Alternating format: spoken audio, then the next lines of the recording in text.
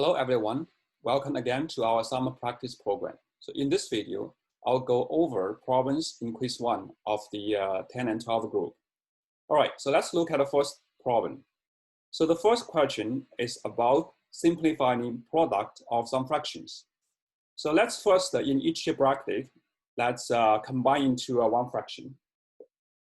All right, so let's look at the first one. So which is 2 squared minus 1, and then times the second one is 3 squared, and 3 squared minus 1, and da da da. Okay, so the last, the second is 2019 squared times 2019 squared minus 1, and times the last one, 2020 squared minus 1. Okay, and next we use a very important factorization. Okay, so this is important. So which is a squared minus b squared. That is a minus b times a plus b. Okay, so this factorization appears very often in AMC10 12 tests. So definitely you should be familiar with this. All right, so let's utilize this. Okay, so let's apply this, and we'll have 2 squared. So this is 2 minus 1 times 2 plus 1, which is this. And then we have this, which is 3 squared, 3 minus 1 times 3 plus 1, okay? And then we have 2019 minus 1, and then 2019 plus 1, right? Okay, so the last term, so which is 2020 squared, and 2020 minus 1, and times 2020 plus 1. All right, so let's see what we have. So if you write out, all those terms out, so here we have 2 squared. Okay, so this is 1 times 3. And the next term, this is 3 squared, 2 times, which is 4. And as we expect, the next one will be 4 squared, and this is 3 times 5, and that all the way to the last is squared. 2019 squared, so the 2018 times 2020. And then the last one is 2020 squared. Okay, so here's squared. So 2019 times 2021. All right. So when we reach this step, you see, we quickly observe there are some cancellations, right? Okay, so we can do the cancellation. So 3 cancel with 1, 3. So 3 cancel with that, and 4 cancel with 1, 4, and that's 1 cancel here, right? Okay, so then also we have 2 cancel with 1, 2 here. Right, so we have all those cancellations, right? So we have this is 2000 cancel with this, and of course there's 1 which you cancel from before.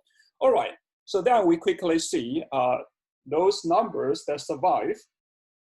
Is the first is you have 1, 2 survive. Okay, so the 1 of course is still here, and then we have 2012, 2021. This one stays, and also there's 1 more, 2020. So this one, so 1 copy is canceled, and 1 survives.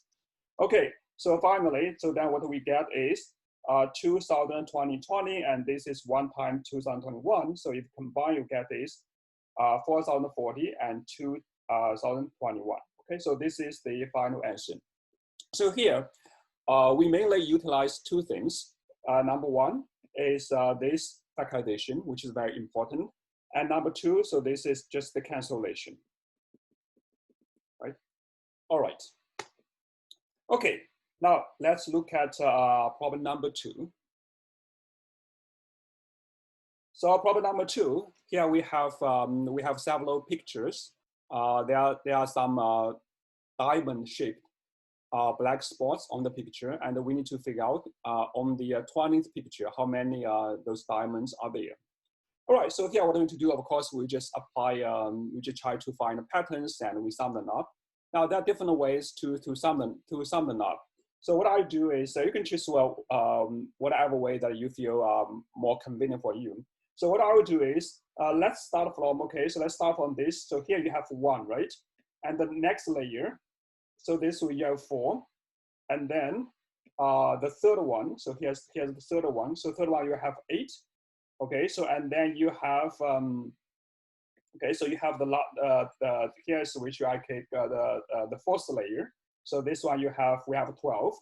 Okay, so obviously now you see the pattern is, okay, so which one is 1 plus 4 plus 8 plus 12.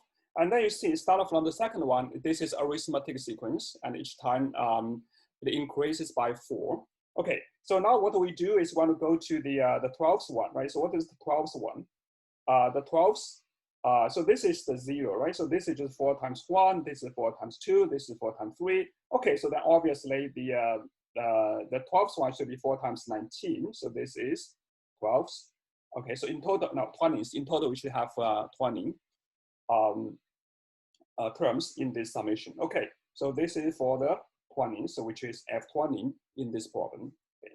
So now what is left? You just add them up, use the Gauss formula, right? So it's 1 plus 4 times 1 plus 2 plus 3, and all the way to 19. Okay, so this is 1 plus 4 times 1 plus 19, and times 19 and divided by 2, right? So this is 1 plus, so this is 2. Okay, so then we have is 40 times 19, right? Okay, so then you add up is 761. Okay. Right, so for this one, the main thing is you look at the picture and you identify the pattern. Well, as I said, there are different ways to look at the picture, and from for each way you might have a different pattern. But anyway, so after you find one pattern, then you can just add them up. Like for the one I used, we just look at a different squares, right? Start from the middle one, then you go to the first square, the second square, and the third square. You just add them up. You find this is arithmetic sequence. All right. Okay, so problem number 3. So here says we have a set of 5 points. No 3 points are collinear, which means they are not on the same line.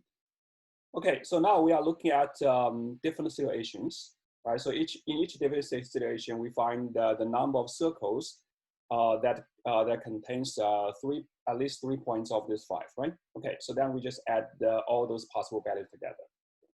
So let's look at the case 1. So here we just look at different cases.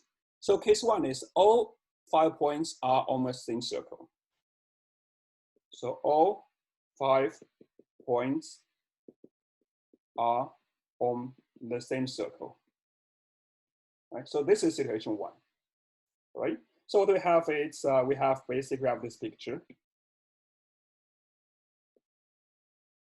1, 2, 3, 4, 5. Right? So this is the first situation.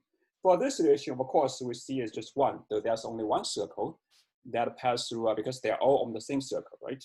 Okay. Now case 2.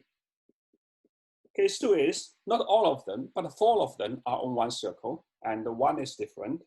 So 4 are on a circle. Okay. All right, so if I draw the picture, so I have one circle, so that has 4 points. Let's say 1, 2, 3, 4. All right. Okay. Now there's extra point which is outside. It's outside or inside, doesn't matter, but they are not. So this point is not on the circle. All right. Okay, so then we say, all right, so how many different circles in this case we have? Well, this 4 points are already on a circle. So what left is I can, let's say this 3, right? So I can just choose 2 points from this 4 and together with this outside one. So the outside one, maybe I use the blue one to represent it because it's different. And then of course I can also look at this 2. So the point is you just choose 2 points. Okay, so what we do is choose 2 points from those 4, right? Okay, and together with the blue one to form a circle. So the total number of circles, the C, so right here, for this case, so what is C? So C will be 4 choose 2. So those are those circles contain the blue one. And then plus the original one, right? So plus the original one. All right, so here what you have is 6 plus, which is 7. So let me say again. So this means the circles that contains the blue one. So blue one you go with, right? So you have stuff from here. So you have those 2 points. You have choose those. You have choose this 2. You have choose that 2, right? So those each 3 combinations, they give different circles. So that's what we have. So this is the original one, right? So this is the original one. So it's 1 here. Okay, so now we have 7. Now case 3, no 4 are on the same circle. Okay, so for this example, for this situation, then of course, every three of them will form different circles. So this means every three forms different circles. All right, so then obviously what it should be C. Okay, so it's just 5, choose 3, which is the same as 5, choose 2. That is 10, right? All right, so now we have 3 different values of C. So one is 1, and the second one is 7, and the last one is 10, right? Last one is 10, okay? So the last one is you have those 5 points, none of, okay, so no 4 are in the same circle. So we have, let's see, so you just choose different circles for each 3, right? So you choose different circles for each 3. Okay, so it's hard to draw all of them, but that's the point. All right. Okay, so you just choose each 3 will give you a different circle. So if we do the combination is 5, 2, 3, that is the 10, right? Okay, so then if you add them up, so it's 1 plus 7 plus 10, which is 18. So 18 is the final answer. So here we just consider all different scenarios, and we have different in each situation. We have specific value of C, and then we just add them up, and this will give us the sum of all the possible values of C, okay, which is 18. All right, now let's look at problem number 4. The problem number 4 says there's a positive integer n, and we look at the unit digits or products of n consecutive positive integers. We collect all possible values. Now, if there are only 2 possible values, so what is this positive integer n? Okay, so first of all, it's clear. If this n has to be no greater than 4, well, because since if n is no less than 5, then we have this s has only 1 element, which is 0. Now, why is that? Well, consider, say we have 5 consecutive integers, right? And if you take the multiplication, now number 1, this product must be even, and number 2, it has to be divisible by 5, because you have 5 consecutive numbers, one of them has to be multiple 5, right? So if you combine, you get this has to be divisible by 10. By 10, so that implies the last digit has to be 0. Okay, so then we get n is either 1, 2, 3, or 4. So let's find the right one. Okay, we can do case by case. Okay, so now if n is 1, so if n is 1, then clearly what is s? S is just the collect all the digits from 0 to 9, right? Okay, so what is s? It's just 1, 2, 3, 4, 5, 6, 7, 8, and 9, right? From 0 to 9. Okay, so definitely it has more than 2 elements, right? So this is not valid. So this is not right. All right. So now how about n equals to 2? How about n is 2? Well, then we can just look at like 1 times 2, 2 times 3, 3 times 4, right? Okay. So what is the unit digit? So we are looking at the unit digit. Look at the unit digit. Okay. All right. So the first one is 2. And the second one is 6, and this is also 2. And now let's look at the next one. So it's the 4 times 5, and this one becomes 0. So you see, now at least we have 3 different elements, like 1, which is 2, 6, and 0. So this one is not valid, right? It's not valid. Okay, so now let's look at n equals 3, right? Okay, so then we have 1 times 2 times 3. And I have 2 times 3 times 4, 3 times 4 and times 5, right? 5, 2 times 5 times 6. Okay, so let's see. Let's look at the unit digit. Right, so the first one is 6, right? So the first one is 6. The second one is 4. And this is 0, and this is 0. Now, again, you see we have at least 3, right? So 6. Which is 6, this is 4, and this is 0. So this one is also not valid. All right, now let's look at 4. N equals to 4. Okay, so for n equals to 4, and this is correct, the S has only 2 elements. One is 0, and the other one is 4. Now, why is that? Okay. Now, why? Let's verify this. Okay. Suppose say we have 4 consecutive integers and we multiply them together. Then we have 2 cases, right? So case 1. Case 1. One is multiple by 5. One is multiple of 5. Now, if one of them is a multiple of 5, and we know it has to be even. So first we know this guy has to be even, right? Okay, so then if one of them is multiple by 5, then we know it's divisible by 10. So for this case, the unit digit is 0, right? So for this case. Okay, so now case 2. Okay, so none is divisible by 5, all right? Then, which means in terms of remainders, we say, okay, so now let's look at the remainders. Because you have 4, so that means in whatever order, it's 1, minus 1, 2, minus 2, and a 2, right? In terms of remainders. Okay, so well, here I use minus 1 just for convenience. Minus 1 just means the remainder is 4. Minus 2 just means the remainder is 3, right? Okay, so now then if you take the multiplication, right? If you multiply them together, you say, okay, so the remainder will be 4, right? So this is okay, so the remainder is 4, modular 5. Now you have an even number. Okay, so if you have even number, so this and combined with this even, and we have the remainder is 4. So which means if I put here, so I have integer n, the n is even and plus, right? So when n divided by 5, the remainder is 4, modular 5. If I combine the two things together, I must have the n when divided by 10, the remainder is 4. So I get remainder 4 when modular 10, right? So this implies the unit digit is 4, okay? So that get the unit digit of n is 4, right? N is 4.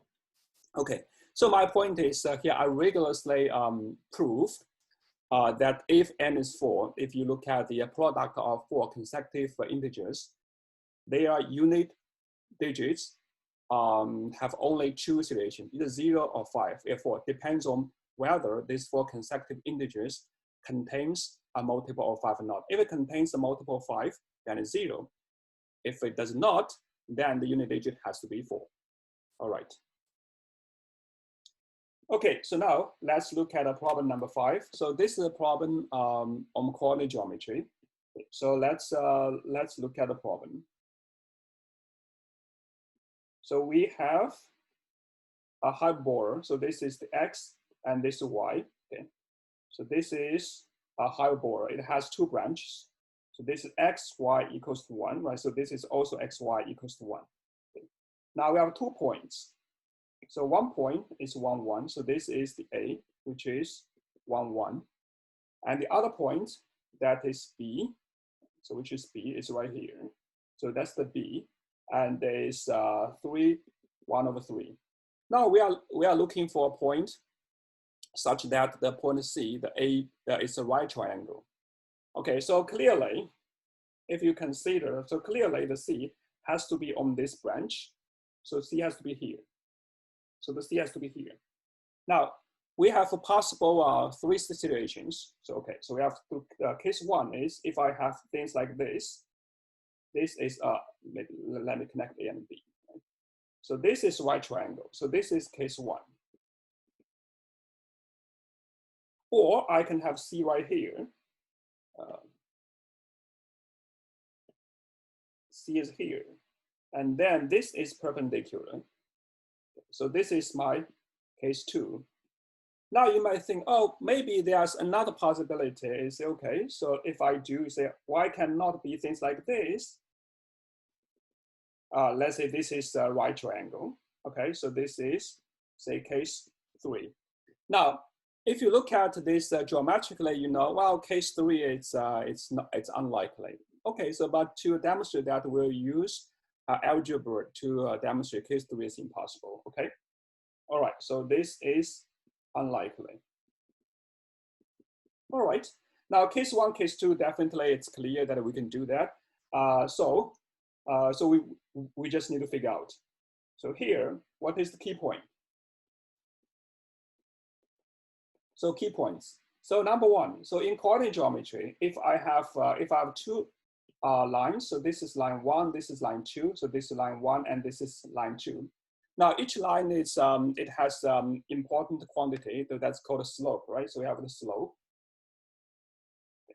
So the point is, if two lines are perpendicular, maybe let me redraw the picture.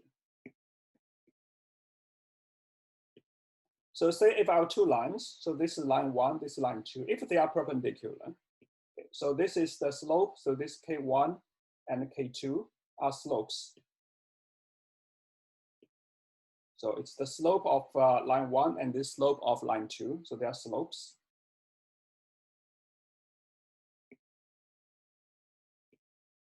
So slope. Now then we must have, if they are perpendicular, so they are perpendicular means, if and this is if and only if, the product of their slopes is -1. Okay? So this is a very important thing in coordinate geometry. Sometimes we can also use this thing to solve problems in plane geometry using coordinate geometry. What it means, like if you have a complicated problem in plane geometry that involves some angle is 90 degrees and one line segment is perpendicular to another, then you may consider, if you cannot find a nice way in plane geometry to solve it, then you may consider methods in coordinate geometry, because in coordinate geometry there's very nice description of this perpendicular relation in terms of slopes. Okay, so then, so this is number one. And number two, if I have 2 points on the coordinate plane, we have a formula to calculate the slope. So say I have a point, this is x1, y1, and I have another point, which is x2, y2, okay? So the slope for this line segment, which is calculated by, so this is y2 minus y1, and this is x2 minus x1. So the slope, k, what is slope k? So the slope k equals to, this is just y2 minus y1 divided by x2 minus x1. Okay, so this is very important. So definitely you should know this and remember it.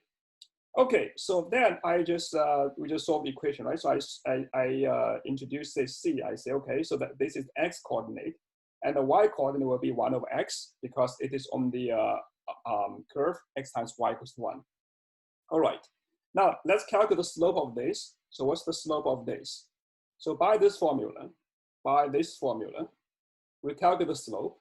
So this is 1/3 minus 1, 3 minus 1. Okay, so we just get -1/3, right? All right, so then I have for case 1, so I say, let's do a case 1 first. So for case 1, I have the slope of CA, right, has to be equals to 3, because 3 times -3, 1, this is -1, so we need to use that. Okay, equal to 3. Okay, so then I just set up the equation. So I get 1 minus 1 over x and times 1 minus x. This has to be 3, right? So this has to be 3. Okay, so let's solve this equation.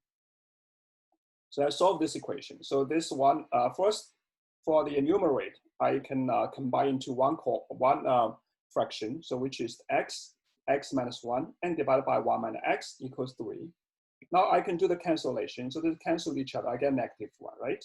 Okay, so I get -1 over x equals 3. So I get x equals -1 over 3, right? 1 over 3. Okay, so for case 1, I get the x equals to -1 over 3. So this is the case 1. Right? So basically, I just apply the equation of the hyperbola, and then use the relation that the slope multiplied together is -1. We set up the equation. So I get x is -1. So this is for case 1. Now let's do case 2. Okay, so let me erase that. I'm going to do case 2. All right. So case 2. Case 2. So case 2 again. So we have the c, which is x times 1 over x. Now for this case, we have the slope of BC is 3, right? Is 3. Okay. So we set up the equation. it's a 1 over 3 minus 1 of x over, this is 3 minus x, this equals to 3, okay. So then again, we simplify the numerator, so right here. So this one equals to 3x, x minus 3. Now again, then we can do the cancellation. X, 3 minus this, by the way, this equals 3. Okay, so you just get negative 1, all right? So we get a negative 1. All right, so we get negative 1 over 3x equals to 3, right? So we get is what is x. So I get x equals to negative 1 over 9. So this is for case 2, right? Okay, so now I get for case 2. Case 2, I implies the x equals to negative 1 over 9. So this is case 1. And then I have the case 2. Now I'm going to demonstrate this. Case 3 is impossible, okay? So finally, I'm going to demonstrate this one, this case 3. So case 3, this is impossible. Let me do this. So I'm going to say, okay, I'm going to erase that.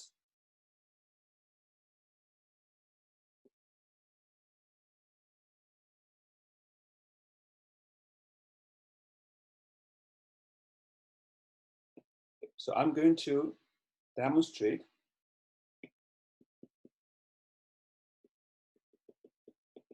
that case 3, oops. So I'm going to demonstrate that case 3 is impossible. Case 3 is impossible.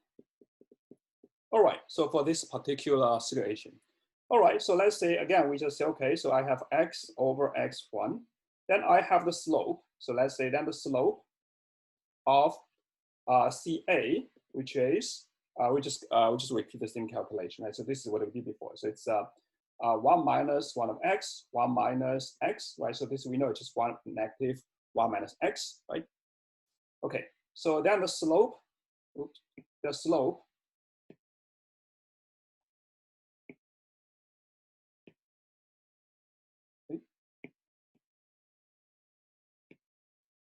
so the slope of CB is, this is what we did. So 1 minus x, 3 minus x, right? So this is just 1 over 3x.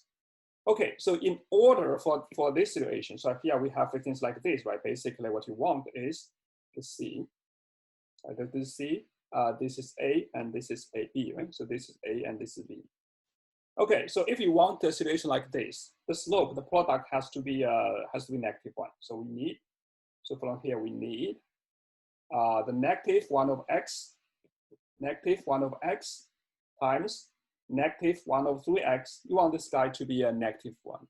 Well, but here you see, if you want that, here negative 1 cancel with negative 1, so we end up with what?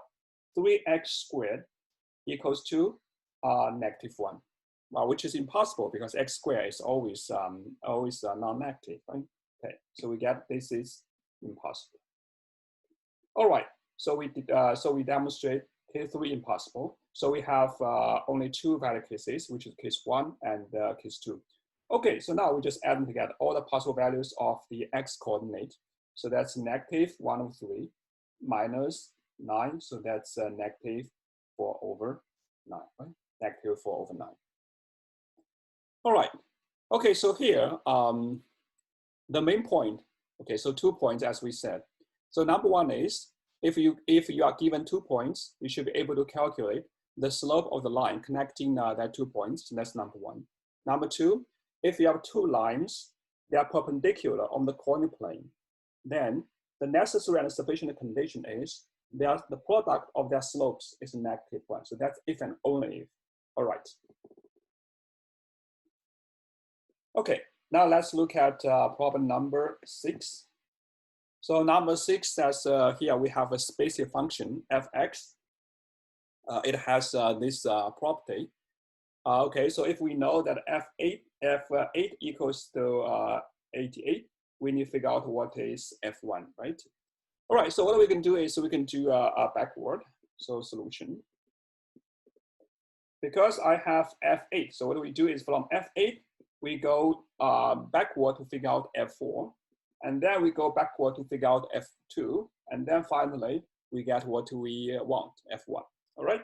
Okay, so let's look at the first one. So F8, if I apply this relation, F8 equals to F4 plus F4 and plus 32, right? Because X is 4, Y is 4, okay. And this is 88. So from here, I get F4 equals 28, right? Equals to 28. All right. Okay, so now then we calculate. So by the same similar procedure, we recover F2 from F4. So F4 equals to F2 plus F2, and then plus, this is 8, okay? So this is 28.